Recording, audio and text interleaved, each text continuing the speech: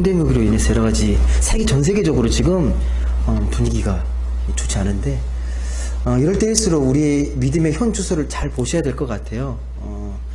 우리 이 시대에 우리의 믿음이 어디에 있는지, 우리가 어떤 하나님을 믿고 있는지를 좀 깊이 잘 새기시면서 겸손하게, 또 우리 아까 기도했던 것처럼 이런 이 거리두기를 하다 보면 사람과 마음이 자꾸 멀어질 수 있잖아요. 우리 마음만큼은 더 사랑으로 더 가까워질 수 있는 그런 삶을 살아가셨으면 좋겠습니다.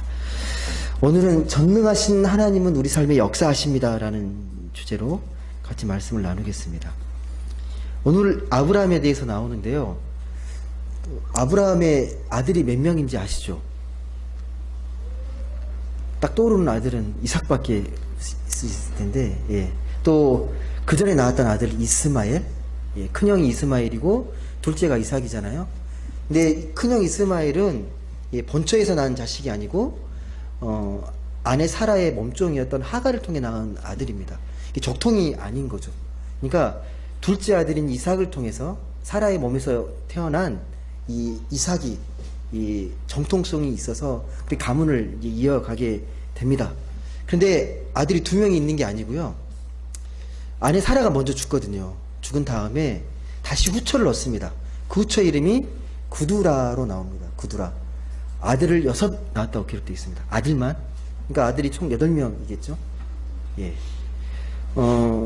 이 창세기 25장에 나오게 되는데요, 이제 아브라함이 죽고 나서 이 재산을 어마어마하게 많이 모았거든요. 이제 그 유산을 이삭에 거짓 물려주는데, 그 서자였던 나머지 아들들에게도 골고루 나눠줍니다. 네, 나눠주는데 멀리 떨어져 살게 해요. 이삭하고 멀리 떨어져서. 왜? 이복 형제니까, 배다른 형제이기 때문에 싸울 수 있기 때문에 그걸 미리 예단하기 위해서 멀리 떨어 보냅니다. 재산을 줘가지고. 근데 오늘 보시게 되게 되면 이제 이삭이 어떻게 태어났는지에 대해서 여러 비화들이 많은데 그 중에 하나의 본문의 말씀입니다. 오늘 창세기 18장에 나와 있는 이 아브라함의 나이는 99세였거든요. 이 배경의 나이가 99세입니다. 사라의 나이는 몇 세겠습니까? 몇 살 차이 나죠? 10살 차이 나거든요. 89세였겠죠. 그러니까 99세가 되었단 말은 무슨 말이냐면, 고향 땅인 갈대아 우르를 떠나서 이 가나안 땅에서 살고 있는데 벌써 70년의 세월이 흐른 겁니다. 어마어마한 세월이 흘렀죠. 그동안 많은 우여곡절과 사건들이 많았을 텐데, 그래도 하나님의 은혜로 그 지역에서 나름대로 이제 유지가 됐습니다. 영향력도 있고 재산도 많이 모았습니다. 그런데 딱 하나가 없는 거죠. 여전히 이 후사를 이을 아들이 없어요. 이게 급해지니까 이 이스마엘을 통해서 아들을 낳은 거죠. 근데 그 아들을 상속자로 생각했는데 그 와중에 오늘 말씀이 등장합니다. 오늘 말씀이. 창세기 18장 1절을 보시게 되면, 여호와께서 마므레의 상수리 나무들이 있는 곳에서 아브라함에게 나타났다라고 기록되어 있습니다. 아브라함에게 나타났는데 어떻게 나타났냐? 3명의 나그네로 나타납니다. 3명의 나그네로. 장막 안에 뜨거운 뜨거운 햇살을 피해서 장막 문 앞에 앉아 있는 걸 이 아브라함이 발견한 거죠. 여호와가 이렇게 3명의 나그네로 나타나신 겁니다. 근데 이걸 보고 이 아브라함이요, 극진히 맞아서 대접합니다. 근데 이 장면이 흔한 장면이 아니고요. 아브라함은 지금 나이도 있고 나름대로 이렇게 좀 뭐라 그럴까, 지혜가 있잖아요. 하인을 통해서 맞이할 수도 있고 그런데 직접 달려나가서 이렇게 허리를 숙이고 극진하게 대접해서 모시고 오거든요. 아마 이 3분이 특별한 분이었다는 걸 알았던 것 같아요. 모셔가지고 정말 극진히 대접합니다. 그 내용들이 자세히 나와요. 이렇게 자세히 나올 필요가 없는데 떡도 주고 뭐 송아지를 잡고 하면서 되게 정성스럽게 이 나그네를 대접하고 있는 것이 구체적으로 오늘 본문 말씀에 기록되어 나옵니다. 환대와 극진을 받은 이 대접을 받은 이 나그네가 이제 잘 대접을 받고 나서 아브라함에게 묻는 거죠. 아내 사라는 어디 있냐? 뭐라고 대답합니까? 당시 관습대로요, 당시 풍습에서는 낯선 남자 앞에 여성들이 나타나면 안 됩니다. 그래서 장막 안에 있습니다. 그렇게 대답한 거죠. 장막 안에 있다고. 이 나그네가 이 질문을 하고 난 다음에 어떤 이야기를 하냐면 되게 이상한 말을 하는 거죠. 내가 내년에 다시 올 텐데, 아내 사라에게 아들이 있을 거다라고 이야기를 하는 거죠. 근데 이게 좀 말이 안 되는 거죠. 이미 아내 사라의 태는 다 끊겼고, 예. 아브라함의 노새에서 도저히 이 자식을 가질 수 없는 불가능한 상황입니다. 그러니까 이 이야기를 장막 안에서 사라가 듣고 있잖아요. 이게 웃습니다. 말도 안 되는 이야기라고, 코미디 같은 이야기라고 그렇게 받아들입니다. 속으로 생각하는 거죠. 아, 나그네들을 잘 극진하게 대접하고 환대를 했더니 덕담으로 아들이 있을 거라고 이렇게 이야기해 줬구나라고, 너무 과하게 했다라고 속으로 비웃은 거죠. 이 코미디 같은 상황을. 예. 근데 이걸 하나님이 다 듣고서 13절과 14절에 이렇게 말씀합니다. 한번 보시겠습니까? 사라가 이렇게 웃고 있는 모습을 보시면서 하나님이 이렇게 대답합니다. 13절과 14절 같이 한번 읽어보겠습니다. 시작. 여호와께서 아브라함에게 이르시되 사라가 왜 웃으며 이르기를 내가 늙었거늘 어떻게 아들을 낳으리요 하느냐. 여호와께서 능하지 못할 일이 있겠느냐. 기한이 이를 때 내가 내게로 돌아오리니 사라에게 아들이 있으리라. 또 약속의 말씀을 주신 겁니다. 예언의 말씀으로. 근데 이 말씀이 진짜 현실이 되잖아요. 21장에 가면 드디어 그 약속하셨던 말씀이 현실로 이루어집니다. 그래서 그 아들 이삭을 낳고 하나님이 주신 징표로, 하나님의 아들이라는 징표로 8일 만에 이제 할례를 받게 됩니다. 이 이삭이. 당시 아브라함의 나이는 100세, 사라의 나이는 90세입니다. 예. 동화 같은 이야기죠. 야, 이야기라고만 읽으면요, 참 재미난 동화 같은 이야기예요. 반전도 있고. 그렇지 않습니까? 아들이 없어서 실망하는데 갑자기 이 초자연적인 이 상황으로 아들을 낳게 되는 정말 놀라운 이야기입니다. 이 이야기인데 우리는 이야기로 들어서는 안 됩니다. 하나님께서 이 놀라운 이 사건을 이야기라는 형식으로 우리에게 들려주는 겁니다. 하나님이 어떤 분이신지, 하나님 정말 어떤 분이신지를 그 이야기를 통해서 우리에게 생생하게 들려주시기 위해서 스토리를 사용하시는 거예요. 여러분, 성경의 핵심 메시지가 뭐냐면요, 전체적으로 흐르는 이 맥락의 흐름들은 하나님이 전능하시다는 거예요. 하나님은 전능하신 분이시다. 하나님 살아계신다. 너희들의 생각을 훨씬 뛰어넘는다라는 것들을 성경에 줄기차게 강조하면서 이야기하십니다. 그래서 우리가 사도신경 고백할 때 첫 구절 아시죠? 나는 전능하신 아버지 하나님 천지의 창조주를 믿습니다. 이렇게 고백하잖아요. 첫 구절이 이거예요. 그냥 나온 게 아닙니다. 어떤 하나님을 믿고 있느냐가 중요한 거죠. 우리가 전능하신 하나님, 하나님이 이런 전능하시면 이게 뭐 초자연적인 능력으로 많이 나타나죠. 그 출애굽에 보시게 되면 모세가 이스라엘을 해방시키면서 이 광야로 나아가는데 그 애굽 군대가 쫓아오잖아요. 이제 막다른 골목, 이 홍해 앞에 이르렀을 때 하나님 갈라주시잖아요.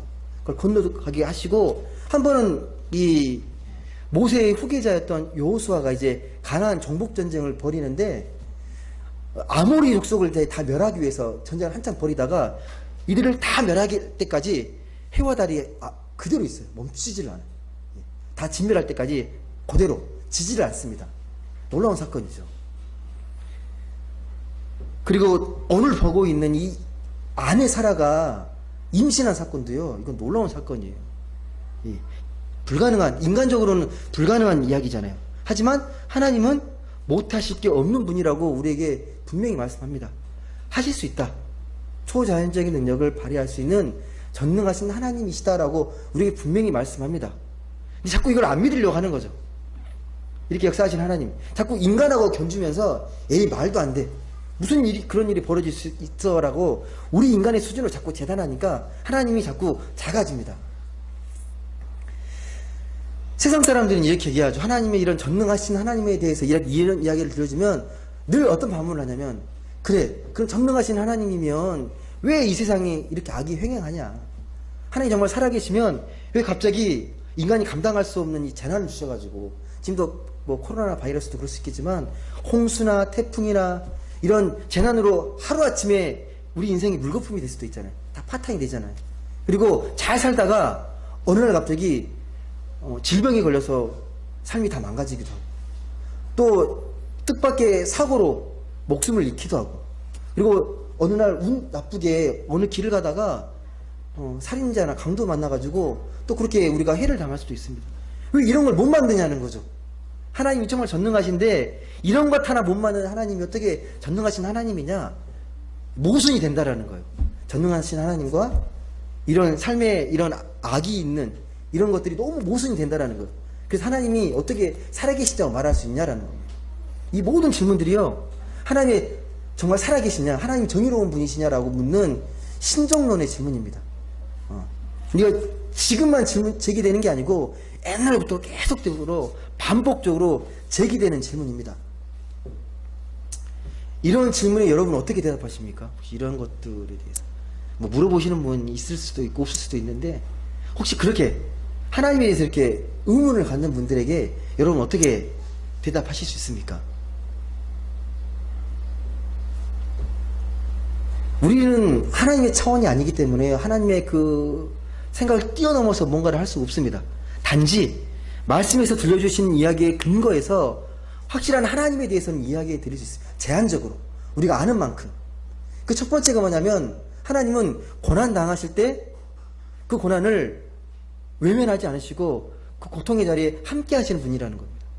그들의 눈물을 닦아주시고 그들과 함께 눈물을 흘리시는 분, 고난에 동참하시는 분이라는 게 성경에서 들려주신 하나님의 특징입니다.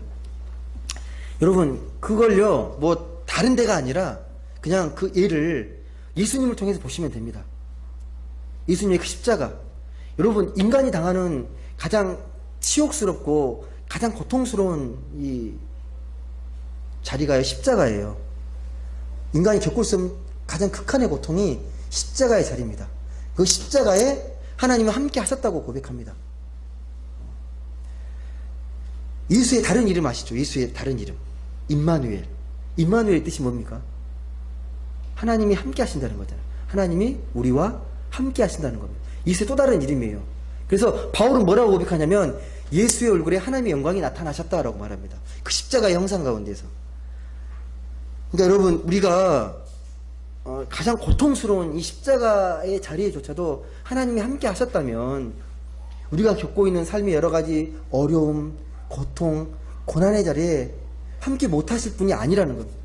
당한 것도 함께 하시는데 우리의 그런 아픔과 고통을 외면하는 분이 아니시고 지금 함께 하시고 함께 아파하시고 그것들을 치유하고 계신 분이 우리가 믿는 하나님이십니다. 뭐 제가 이렇게 말씀드린다고 고통이 해결되거나 사라지는 게 해결되는 게 아닙니다. 근데 분명한 건 그 방향이 있어요. 방향.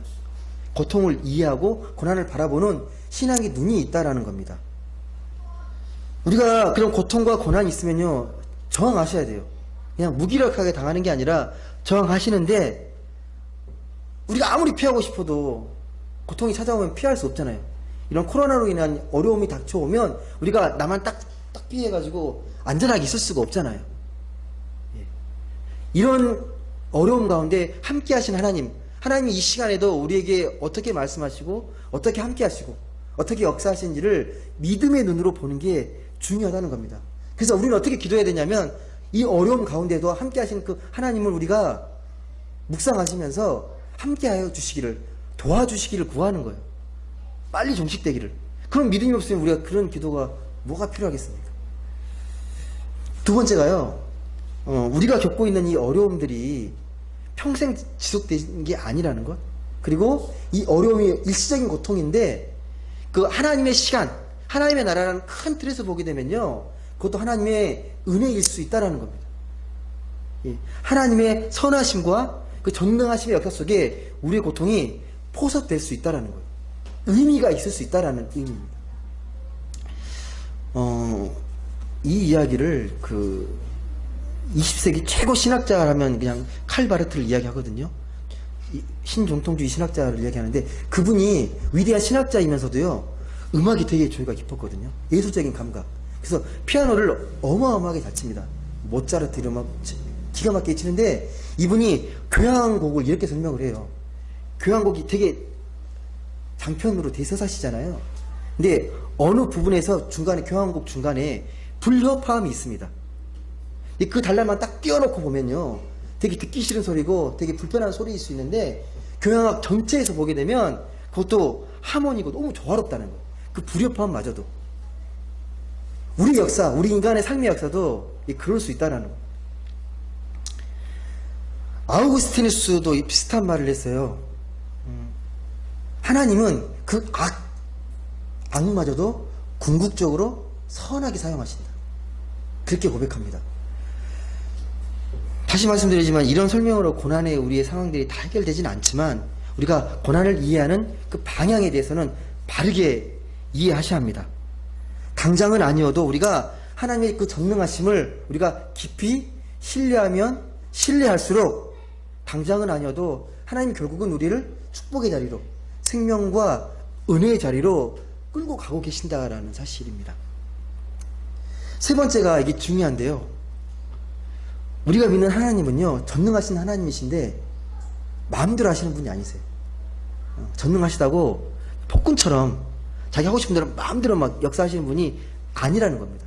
이걸 좀 우리가 이해하기 쉬운 말로 인격적인 하나님이라고 말을 해요.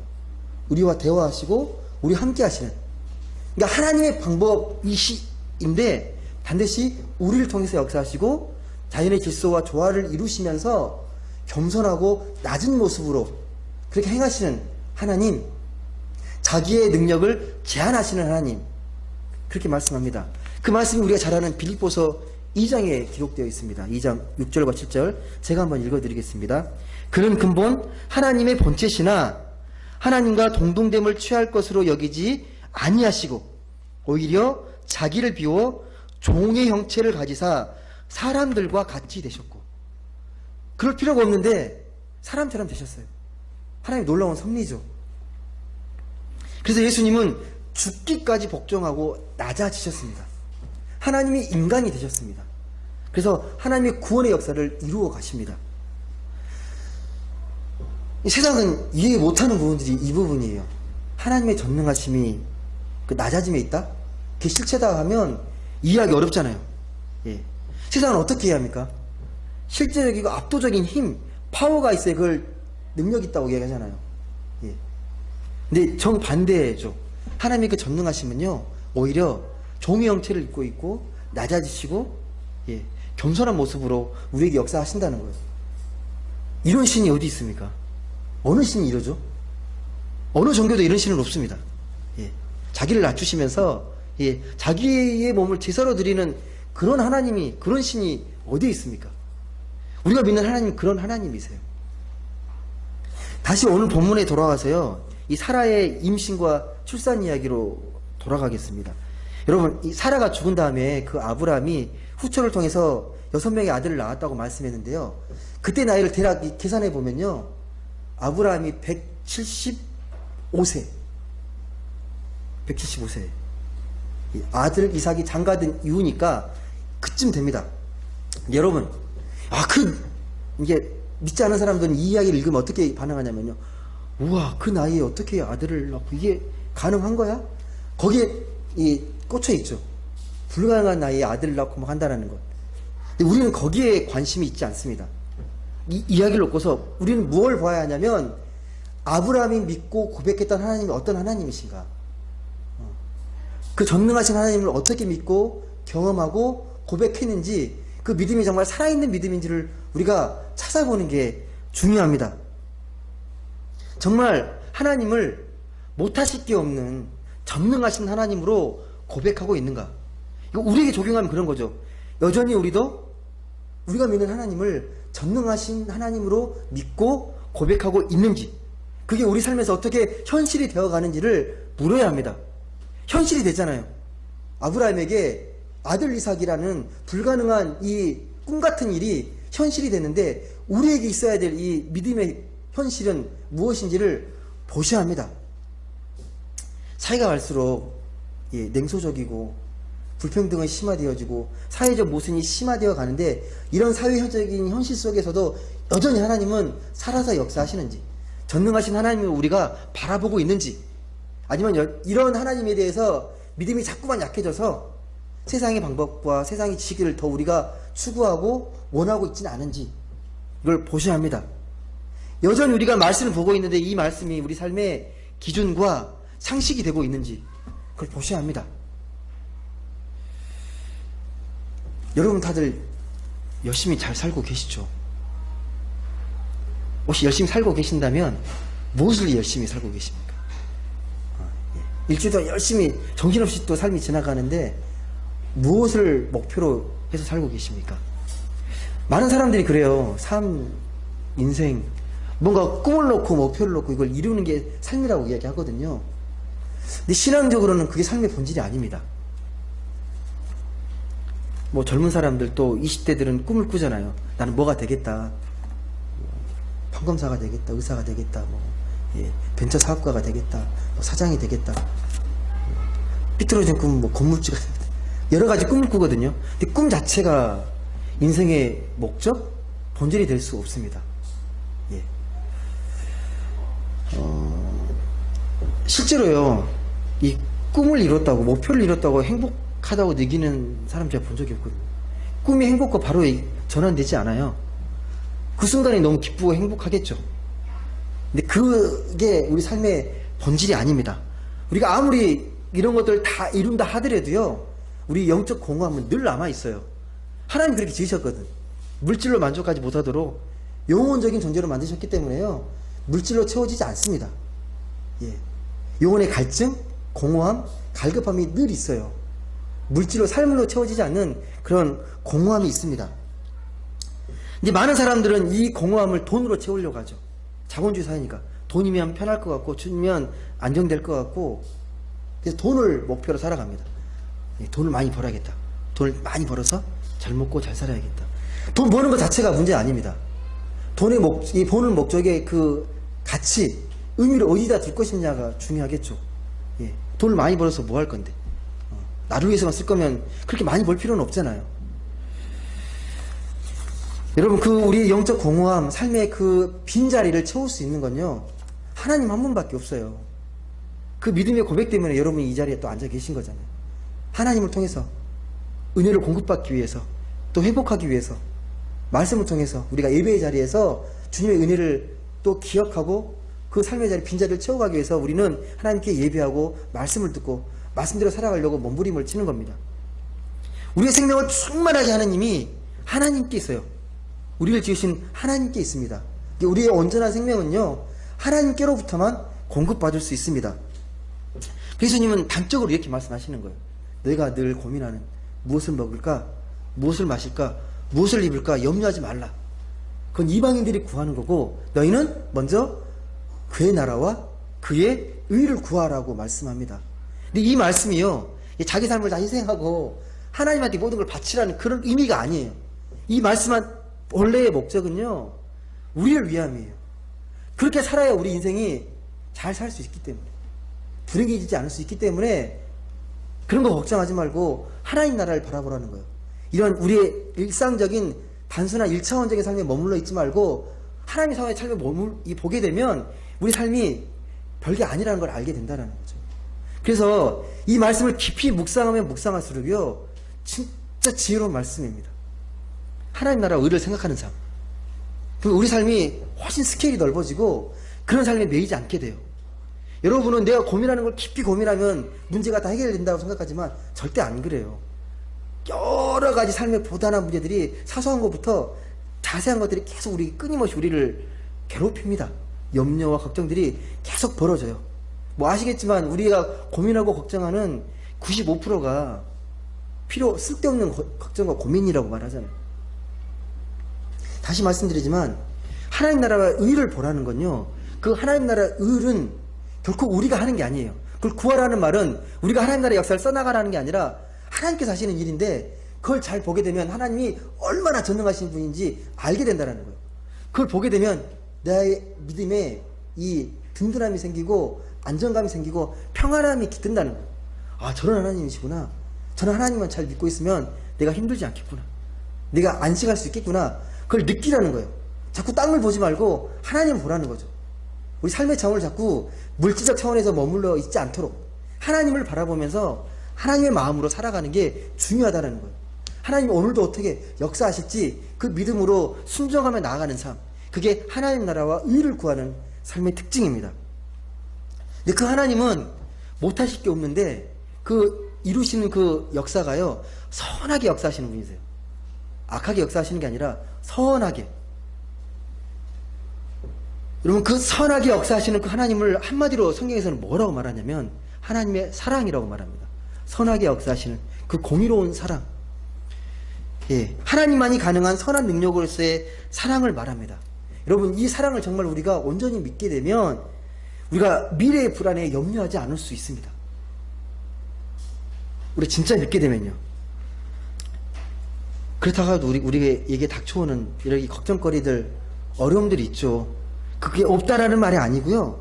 또 여전히 중요한 건 내가 그걸 걱정하고 염려하더라도 하나님은 그 순간에도 나와 함께 고민하고 걱정하고 계신다는 거예요. 그 하나님 내 옆에 든든히 계신다는 거예요. 이런 하나님 믿는데 우리가 얼마나 행복합니까? 예. 우리가 뭔가를 자꾸 바치고 뭔가를 드려야 우리의 소원을 들어주시는 그런 기복적인 하나님이 아니라 우리의 고민과 삶 속의 일상에 함께 하시는 그 하나님, 그걸 많이 느끼면 느낄수록 우리 삶의 평안의 깊이는 더 넓어지고 더 높아질 겁니다.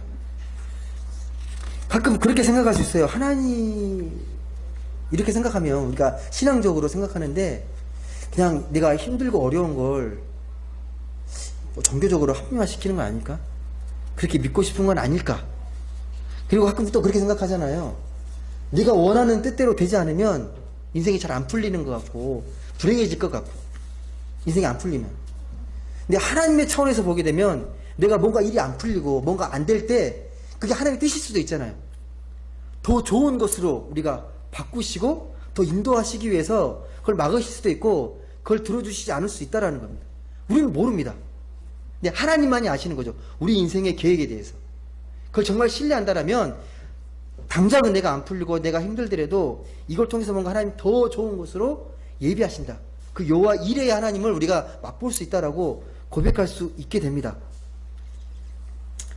단지 뭐냐면 그 하나님의 전능하시고 선하시고 그 풍성하신 하나님, 그 하나님이 우리 삶에 어떻게 역사하는지를 우리 영적인 감각이 많이 무뎌져 있기 때문에 잘 못 느낀다는 거예요. 못 느끼게 되면 자꾸 내 거짓대로 하게 되잖아요. 마치 이 자식을 봤을 때 이 부모가 어렸을 때 위험하고 이런 것들을 잘 막는데 아이는 모르니까 막 자기 고집대로 하려고 막 떼쓰고 하는 것처럼 우리 삶이 그럴 수 있다는 겁니다. 요즘 코로나로 불편한 일도 참 많고 삶의 변화가 급속도로 나타나고 있습니다. 교회의 미래는 어떻게 될지 모르겠습니다. 지금 많은 논의와 뭐 세미나와 이런 것들이 많이 벌어지고 있는데 우리 한국교회 앞날이 어떻게 될지, 밝을지 어두울지 어떻게 하나님의 말씀대로 준비하느냐에 달려 있겠죠. 우리가 알 수 없습니다. 아까 제가 자녀 이야기를 잠깐 했는데요. 우리 늘 걱정하는 게 가족들에 대한 걱정들이 많습니다. 부모에 대한 걱정, 자녀에 대한 걱정, 또 형제간의 걱정. 근데 걱정하는 부모들의 그 걱정들도요, 면밀히 들여다보면 필요 없고 쓸데없는 걱정을 할 때, 내가 할 수 없는 걸 걱정하고 있거나 내가 바꿀 수 없는 걸 걱정하는 게 참 많습니다. 아이가 태어났을 때 엄마들이 다 그렇게 고백하잖아요. 건강하기만 잘 자라다오. 태어날 때부터 얘는 박사가 되고 뭐 이렇게 대통령 되고 이런 걸 꿈꾸진 않잖아요. 태어난 것 자체만으로 선물로 생각하고 받아들이는데 커갈수록 욕심이 생기잖아요. 부모 입장에서 더 잘 됐으면 좋겠고 더 똑똑해졌으면 좋겠고. 근데 솔직한 말로 아프지 않고 건강한 것만 해도 얼마나 감사한 일입니까? 우리는 그 자꾸 잊어버리죠. 우리 삶의 조건들도 마찬가지예요. 불편한 것도 많을 거고 아쉬운 게 다 많을 거예요. 근데 주어진 것으로 만족할 줄 안다면 하나님이 얼마나 기뻐하시겠습니까? 주어진 것에 만족할 줄 안다면.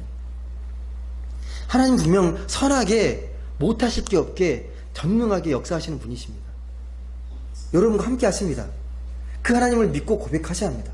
멀리 던져두지 마시고 늘 가까이 모시고 그 하나님을 늘 우리 일상의 삶 속에서 경험하고 체험하셔야 합니다. 이렇게 질문하시는 분도 계세요. 나도 정말 그런 하나님을 믿고 싶다. 못하실 게 없고 전능하신 하나님으로 온몸으로 믿고 경험하고 싶은데 잘 안 된다. 어떻게 하면 좋겠냐? 여러분 어떻게 대답하시겠어요? 이런 질문에서. 나도 정말 그렇게 하나님 믿고 싶은데 막상 살면 그게 안 된다는 거예요. 일상에서. 뭐라고 여러분 대답하실 수 있을 것 같으세요? 저에게 묻는다면 저도 여러분과 똑같다고 말씀합니다. 저도 그렇게 살고 싶어요. 저도 미숙하기 때문에, 저도 뭐 완벽한 인격체도 아니고 늘 부족하기 때문에 제가 말하는 건 저의 고민과 삶이 그대로 그냥 담겨 있는 거예요. 그런 하나님으로 믿고 싶기 때문에. 분이 말씀하시는데 그런 믿음이 자꾸 약해지기 때문에 같이 그 믿음의 표대를 향해서 같이 달려나가자고 그렇게 말씀 같이 나누고 있는 겁니다. 그런 하나님을 믿고 살자고. 예수님의 그 십자가를 생각해 보세요. 당시 예수님의 십자가는요, 축복이 아니었어요. 가장 저주스러운 죽음이잖아요. 다 손가락질하고, 야, 하나님의 아들이라고 말을 하면서, 정말 이 저주스럽게 죽다니. 근데 지금 어떻게 됐습니까? 예수님의 그 십자가가 축복의 빛이 됐고 생명의 빛이 됐잖아요. 누구나가 원하고 선호하는 빛이 됐잖아요. 십자가 그 사랑의 빛이. 우리가 전능하신 하나님을 깊이 묵상하면 묵상할수록 그 하나님의 세계, 전능하신 하나님의 세계를 더 깊이 체험할 수 있습니다. 피상적으로 보지 마시고 일상 가운데 하나님께서 어떻게 역사하시는지를 좀 깊이 들여다보셨으면 좋겠습니다. 순간순간 하나님께서 어떻게 말씀하시는지 그 영적인 의식을 놓지 않도록 깨워서 기도할 수 있도록 우리의 마음과 마음을요, 하나님께 꽂힐 수 있도록 하나님 나라의 의를 구할 수 있는 그런 삶의 자리로 바꿔 나갔으면 좋겠습니다. 말씀을 맺겠습니다. 우리는 지금 그 삶의 걱정들이 참 많아요. 코로나뿐만 아니라 여러 가지 삶의 문제로 불안하고 걱정하는 것들이 참 많은데, 분명한 한 가지 사실은 이삭을 주시겠다고 아브라함에게 약속했던 하나님은요, 오늘 우리에게도 동일하게 약속하시고 그 약속을 성실하게 이루어 가시는 분이십니다. 그 믿음을 좀 가지시고 그 믿음을 고백하고 우리의 삶을 하나님께 맡기셨으면 좋겠습니다. 내가 할 수 없는 걸 내가 끙끙대면서 갖고 계지 마시고, 그건 할 수 없는 걸 하나님께 맡겨야 될 수밖에 없는데 자꾸 맡기시는 연습, 내려놓는 연습을 여러분들이 하셨으면 좋겠습니다. 그래서 그런 하나님을 온전히 신뢰하면서 내 삶이 좀 평안해질 수 있도록, 안식을 누릴 수 있도록 그런 삶의 자리로 나아가시길 바랍니다. 또 그런 하나님을 우리 주변의 이웃들과 또 지인들과 함께 잘 나누시면서 그 전능하신 하나님을 전파하며 살아가는 그런 축복된 분들이 다 될 수 있기를 주님의 이름으로 간절히 소망합니다.